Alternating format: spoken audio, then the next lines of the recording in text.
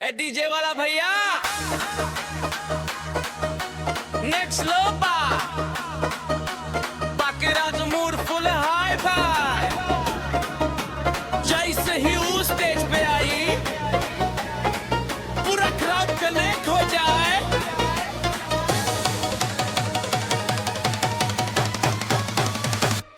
लहंगा में वाईफाई पकड़ ले ले बा, दिलवा के पासवर्ड चुरा ले ले बा, कमरिया घुमा के जब तू नाचवा पूरा क्राउड के हैंग कर दे ले बा। आँखिया तो हर लेजर मरेला दिलवा हमारी सेट हो जाला है। डीजे बोले बेस फुल कर आज और तसरा ब्लेस हो जाला जाओ।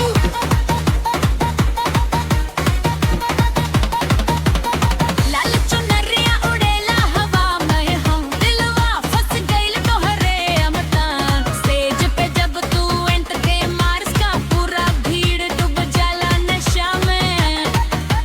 मेरा फिर वैसे हिलाव सया सबके दिल में फसाव सया।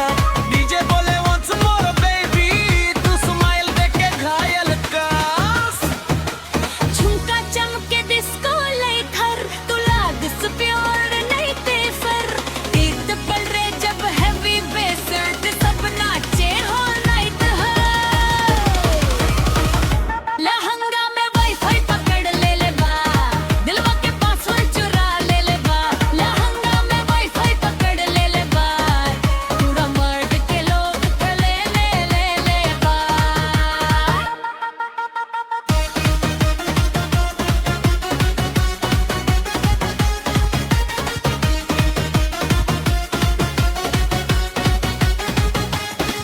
हाई हिल वाली चाल तोहरे सीधा दिल पे करे वारे। एक नजरिया में घायल करके बुना दे लस प्यार बीमार।